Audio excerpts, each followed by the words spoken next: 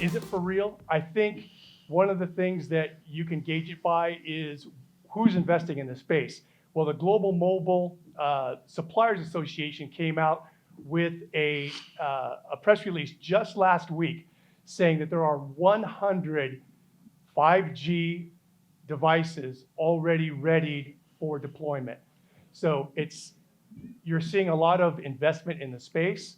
And I think that they also said that they expect 150 devices to be readied by the end of this year.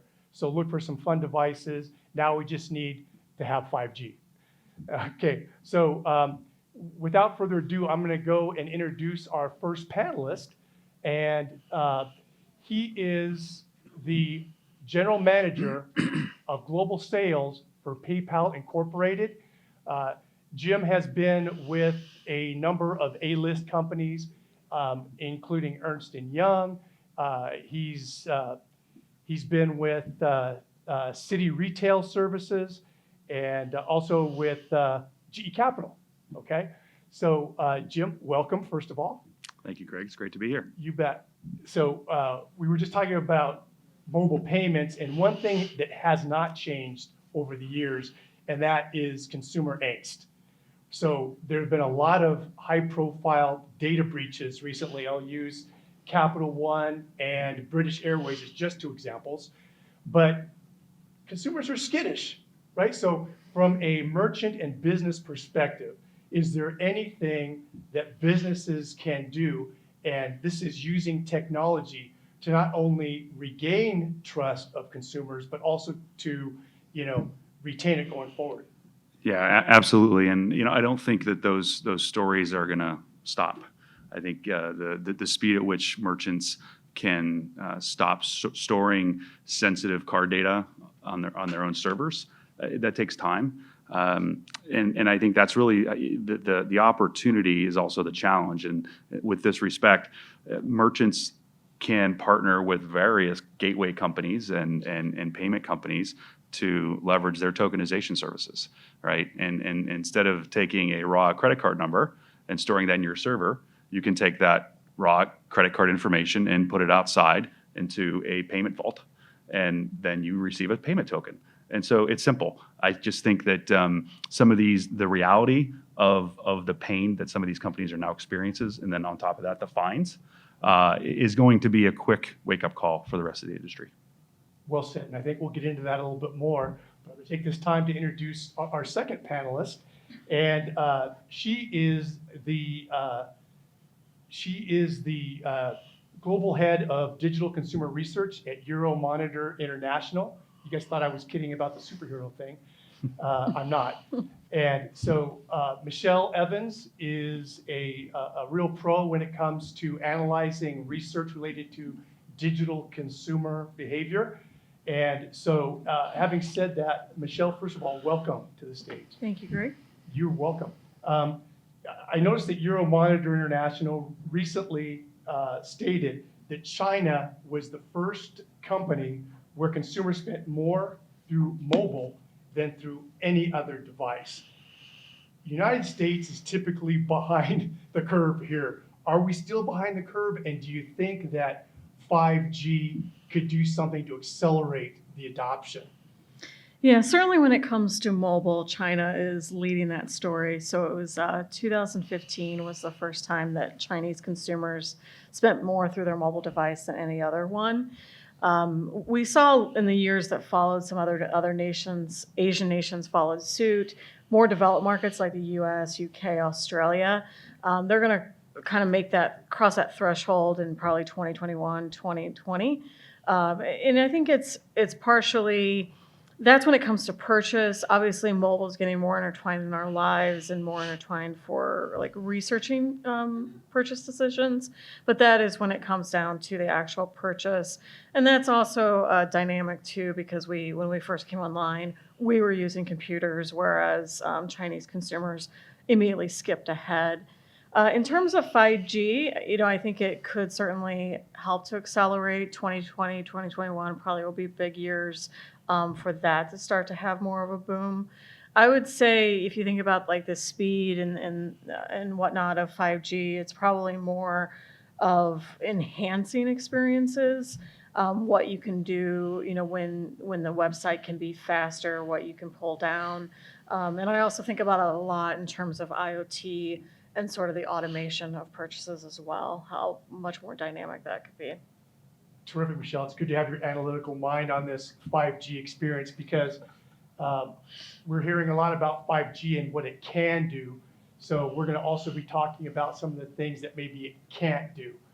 And with that, I'm going to introduce our third panelist and addition to the superhero group, and that is Richard Love. Richard Love is not only the CEO of AP Technology, but he's been in payments for well over 30 years. He started building payment systems for the government.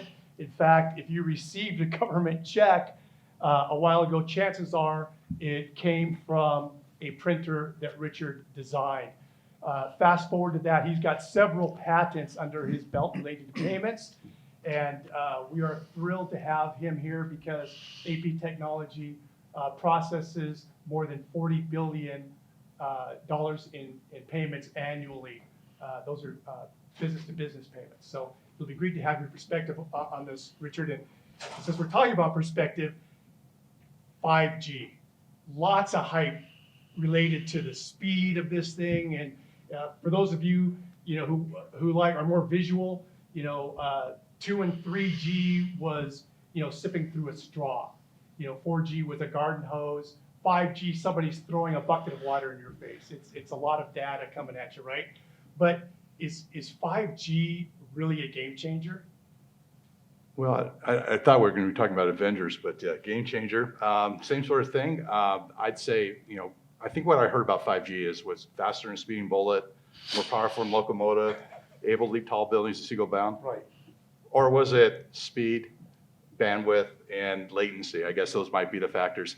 But speed, I think faster than a speeding bullet. We probably accomplished that. More powerful locomotive, maybe not. But then again, it probably can transport more payments than the locomotive could have transported back in the day. And then single bound, whatever that third factor was. but I do see that 5G is really going to make a difference for the buyer's experience, and so it's going to create more payment opportunities because people will have a better experience, a better opportunity through the technology that's enabled with that speed. But for payments itself to get there, it's got some work to do because the ultimate payment, the ultimate super mobile payment Avenger experience would be frictionless and 100% secure, and we got a little ways to go to get there. Great. We're going to be talking more about that in just a second. I'm going to come join you guys. So let's talk about experience, customer experience for a second, Jim. So specifically, there's a battle going on out there, and nobody knows more than you that the battle for not only acquiring but retaining and then monetizing consumers is or it's never been higher, right? So I think that we would look to you and PayPal as someone who could tell us, is it essential for folks to use technology for onboarding, for that retention, or is status quo good enough? Yeah, it's a great question. Tying this back to 5G, just because you can send a payment faster through a mobile device doesn't mean your thumbs can type faster to enter your data. And so I think, getting customers onboarded in a more seamless fashion and creating reasons why they should use your particular service as a merchant is providing them with choice. You're providing them with how they want to pay. And, some of that is if I still just want to use my credit card and earn points, I can do that. But if you want to pay through Apple Pay, if you want to pay through Google Pay, those device manufacturers are making that really easy. But you got to tie it back to then creating a reason that makes them want the customer to come and continue to use you, whether they're vaulting that card for recurring purchases, but they're choosing you over the next guy. Yes. And so that's what's really important. So tying that in with loyalty programs, and then with 5G, I think it just can just exponentially change the game in terms of making that just a simpler, easier, frictionless process. I agree, and I think Richard's biting the microphone, wanting to chime in on the experience a little bit. Yeah, I just, same sort of thing, Jim, is that, the idea that with all that additional data, there's just so much more that can be done. There's so many different connection points that could be made. It becomes part of the IoT type of ecosystem, no matter what your device is that is taking advantage of that speed, because now we can have some intelligence up in the cloud that's helping devices that don't have to be as intelligent down below to transact things or do things that weren't possible before. So I think definitely the bandwidth opportunity does create, or the speed opportunity does create some enhancements. Yeah. Absolutely. Okay, and in terms of experience, not only is technology getting good, but so are the apps, right, Michelle? So there's an international term I'm not sure that everybody knows here, super app. Is that even a thing in the United States, or? Probably not really. So super apps, the definition's a bit loose on it, but it came out of basically China and then more broadly Asia. WeChat's a classic example, kind of the poster child for this revolution. And the idea of a super app is it's the all-in-one everything app. Sometimes people call it a mega app or a lifestyle app. So WeChat was a popular messaging platform. They then layered payments and retail and other services into it. The other type of super app you see a lot of times emerges out of the mobility area. And so mobility and messaging are both about like a high frequency use. So your mobility platforms, some classic examples would be Grab out of Singapore, Gojek out of Indonesia. So they're unicorns on that side of the world. And so they started as mobility platforms. They started leveraging those assets for other delivery, payments. So think about the dynamics and unbanked Southeast Asia, where they could use these drivers as almost mobile ATMs to let consumers withdraw cash from them in using their payments platform. So what's ironic is that we're talking about 5G, and the biggest reason, or one of the key reasons that these type of apps emerged out of Asia is because they just didn't have the smartphone capabilities that we did. So it was easier to combine a lot of these different functionalities into a single app in order to deploy it. If you think about the experience in the West, you might be able to do a lot of these services under a single umbrella brand. So Alphabet, even in Amazon, think about how intertwined that is into the Western lifestyle. So some of these players are dabbling, but the experience is very fragmented. If you think about if you're involved in the Google ecosystem, you have a separate app for Maps, a separate app for email. So the US hasn't really come along in the same way. I'd say probably, I think kind of probably Facebook is probably the closest to being somewhat like that. You think about their various platforms, Facebook, Instagram, WeChat, or not WeChat, WhatsApp. They're talking about integrating all of those together come 2020 or so. First, it was about security, but Mark Zuckerberg also said there is an element of bringing together the experience. And you see them slowly layering in payments and commerce and whatnot, which is helped by his old president, was he CEO, David Marcus, who went over from PayPal to Facebook back in 2014 or so, and he led a lot of those efforts. Now he's building a cryptocurrency. Yeah, so he moved in the last 6 months or so, probably. Yeah. Yeah, and I think to tie that back, to, it is a battle for mindshare.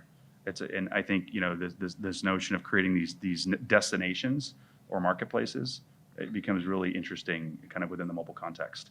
And so whether it's a WeChat or it's an Ally or whoever it might be, inviting merchants into their ecosystem to actually then participate in some really interesting partnerships. Yeah. And I think that's where mobile payments is kind of sits as the chassis that drive a lot of that activity.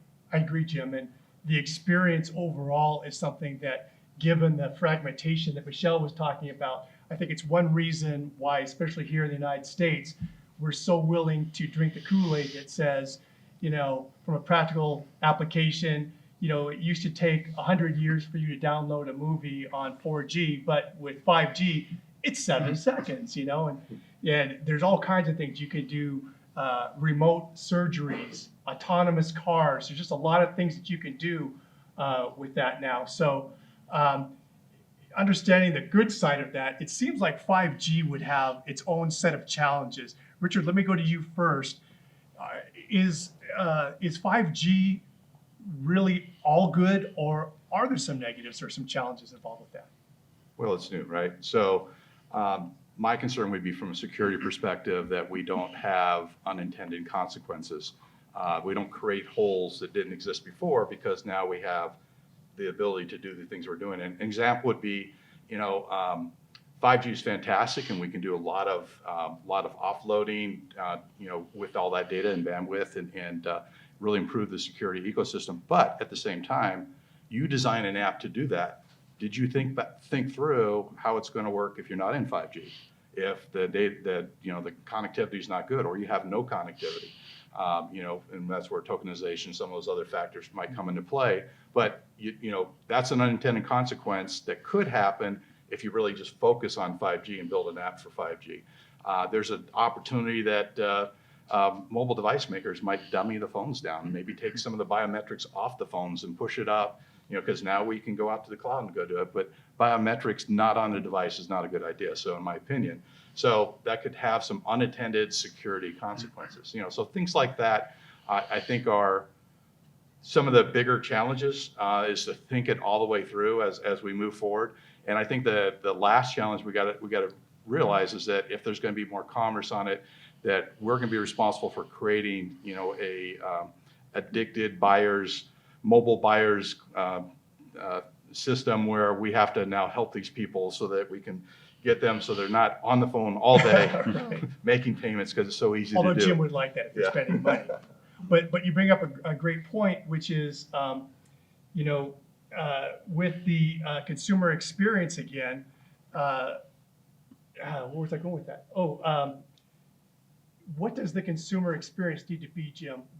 Let me back up. The session before us spoke of wallets, right? And so one of the things being touted with 5G is the end of cash is near. You no longer need the physical wallet.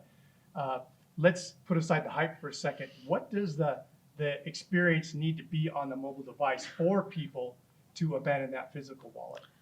Yeah, I mean, it's speed kills. So I think, having that a frictionless Instant gratification. experience, instant gratification, because we do, I think as a society, we spend far too much time on these things. And I think the last thing we want to do is spend more time. So you got to make it easy to process a payment. But in merchants and service providers, they want to make that easy because the faster you can get through the payments experience, they can get on the real thing, which is taking advantage of their product or service. But some latency to make sure that you have the right level of fraud detection and risk mitigation is important. Right. And so when you talk about converting cash-based customers into the digital ecosystem, that's a big trend. It's an emerging trend. But in a lot of ways, I think there's a happy medium whereby you can use technology and you can use services that remit funds to family back in Taiwan, right? And that the only means they have is to actually get that through a cash pickup. So we're starting to see in our business a lot of interesting partnerships where cash pickup and then digitizing cash at the point of sale is actually becoming a real thing. Terrific. Yeah, it's kind of tied together there, Jim, is that part of what the challenge is that people want to feel like they're secure too. Mm-hmm. So as you mentioned, the zero latency that they're kind of touting, which by the way won't happen because you're talking to servers that have to go do things anyhow. But the idea people have to have some part of the experience where they feel that they were involved in security to adopt the technology or trust the technology. And Michelle, could you maybe go with that a little bit? So our perspective right here is a little myopic in that, we kind of look at things in terms of what's happening in the United States, but what is the customer experience internationally? Is it different from that it is here? And what do we have to do better in America to improve customers' experiences and the transaction on mobile phones? Certainly the experience is different, in any market that you go to. I think about, in Asia, it's obviously very mobile centric, driven a lot by the super apps. Even if you look at an e-commerce site in China versus the States, it's wildly different. Where they like a lot of information around products, they'll watch 15-minute videos about how olive oil is made before selecting olive oil, and we're not going to do that. And then you think about the payment experience, the point of sale in some markets as well. Obviously, we have chip and signature, and I've traveled to London a lot. Our company is headquartered there, and I feel very old-fashioned whenever I'm over there. I got my first contactless bank card this summer. I've only made one trip with it. Prior to that, I was using Samsung Pay at every point of sale, just because, or else it requires the clerk to go find a PIN. The Brit is looking at you like you're crazy. It's just a very awkward experience you want to avoid. So- Awesome. I wanted to get to a couple more, couple things here. One, dealing with fraud, okay? Because security, as we said in the opening comments, Jim, remains a very serious concern for most consumers. And I want to weave this into 5G opportunities, okay? So we've talked about a little bit about concerns. What about opportunities in terms of fraud prevention? Does 5G help us become more secure? Does it open up more avenues for theft? Let's go. Anybody wants to answer that one? Rich? On fraud prevention, I mean, because we have so much bandwidth or so much speed available to us, we can hit multiple sources, and we can find out things like not only are we authenticated, but what's been the velocity of this particular person in this particular payments? Are we in the right geolocation compared to what our last payment was?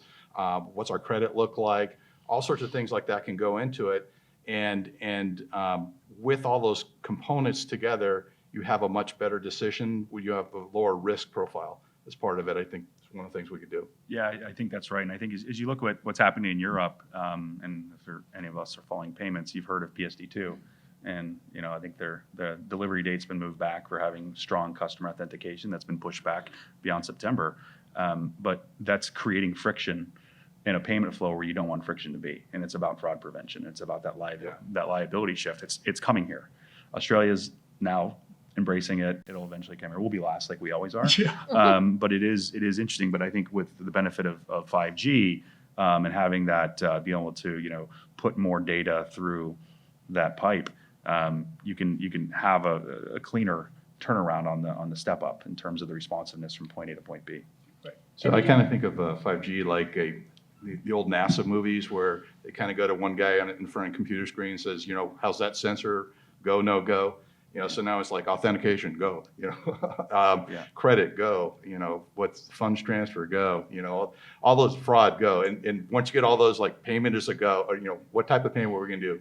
So all of that stuff kind of can come together, I think, with what we've got going. And the other opportunity I think we have, as far as opportunity go, Greg, is that we have the opportunity, because there's so much data available now, is that we can make a decision, or the payment ecosystem can make a decision. What is the best type of payment at this moment? What is the best thing to use? Is it best to use this credit card? Is it best to use an ACH? Is it best to use this? Or can I get some instant credit? So there's a lot of things that can take place because we can pass so much data around, and actually maybe you can get some bidding, if you will, coming back and saying, yep, I'll support that payment, or I'll back that. So it's interesting. I think he just came up with a new business I plan. think so too. And I think it extends beyond fraud. And it's kind of taking the point that he mentioned. Like when we think about mobile wallets and we think about like definitely the in-person, so like the Samsung Pay and the Apple Pays, they really have not taken off in the States. You probably see more activity somewhere like a UK or in Australia where contactless was already had a strong uptake, and then it was kind of a natural transition there. In Asia, it was all that leapfrog effect to it. But definitely in the States, obviously you have, the hundreds of issuers that you do, so it's hard to move anything forward. But you also have just such established payment methods, so it's what is the reason that someone would use that? Mhm. And I don't think we've really ever solved for that. And I kind of wonder and you're kind of talking about that idea of optimizing that experience. So from a consumer vantage point, like what else could you provide? Is it, use this card because you can get this reward on it, that type of thing? Is it just in the shopping experience overall as you're moving through the store? I think there's going to be more layers to that that's going to go above and beyond what the credit card or cash might provide in your wallet. Great insights, guys. Now, I want to save a couple of minutes for questions, but I would be remiss if I didn't give our superhero panel a chance to change the world somehow. So, panelists, you each get a magic wand.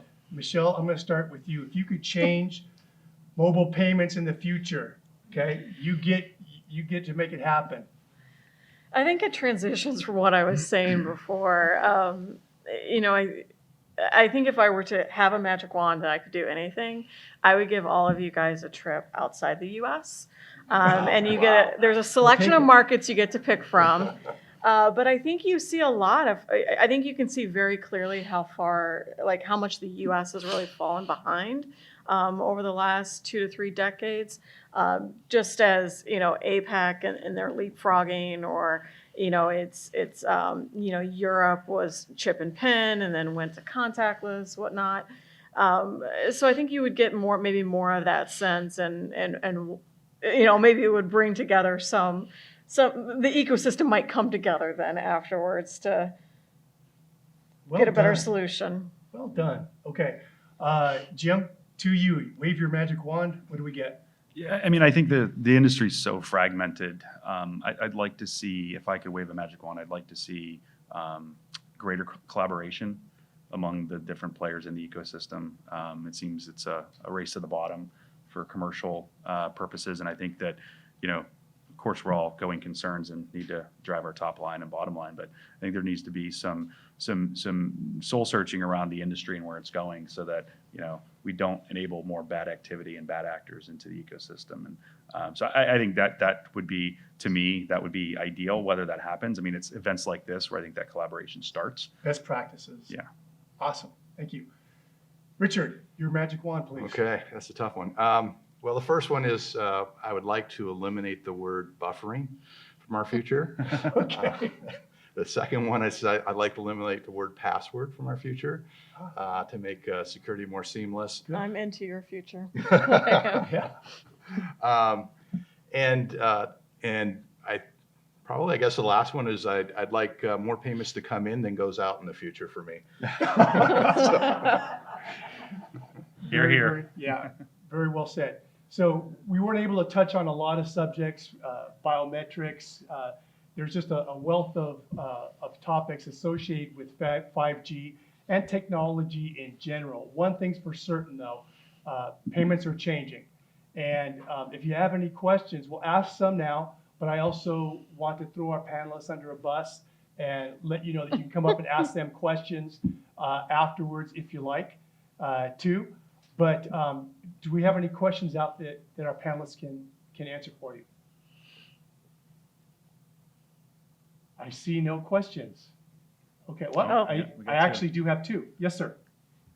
Yeah, 5G is in the future, clearly. I'm sorry? Okay, You got the Thad, mic. We had an He has a mic. Thad, go. Then we have another one right after you. Go ahead, Thad. Okay, 5G is clearly in the future, but my question is, how far in the future is 5G given the infrastructure complexity of loading that stuff up into the existing ecosystem?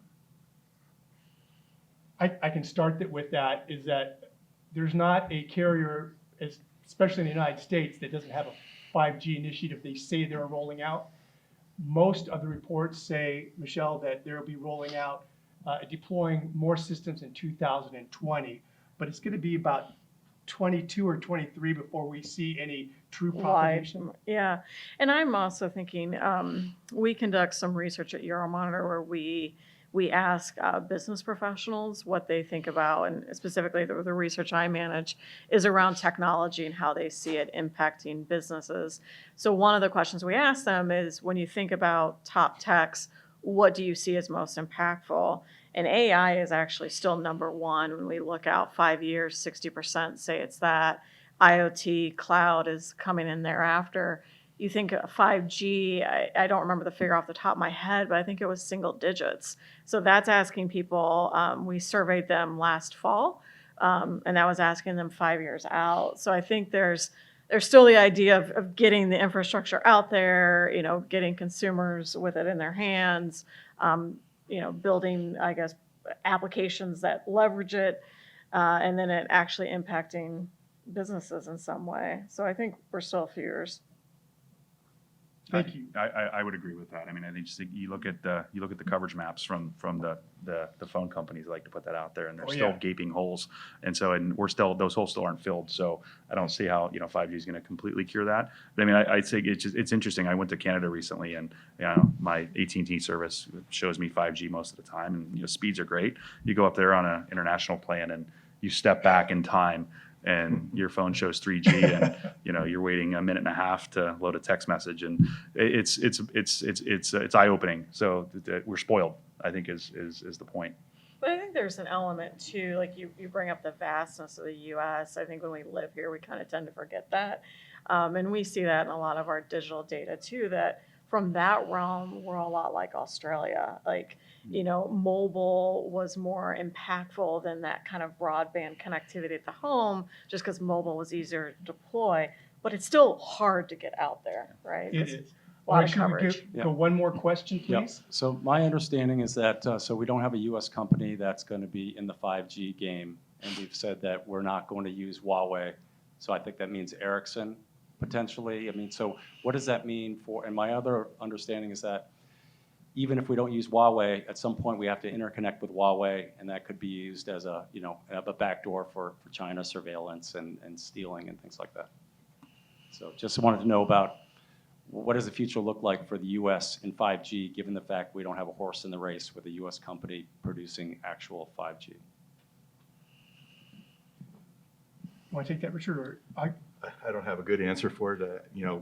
I think that from 5G, from our perspective, is that if you're lucky enough to live in a big city, 5G is something that the survey results might be a little bit different. 5G is something that will exist, and the further away from you get from it, it's just a question of where's the investment and how's it going to be driven to get out there. But I don't have your answer.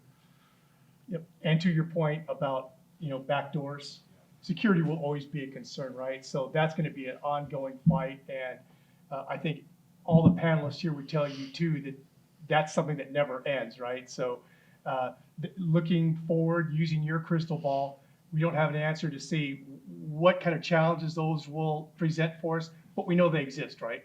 So, and I think that if you look at certain releases from the U.S. anyway, we are in the game, and they're aware of the problems, and they're working to mitigate any issues they may have.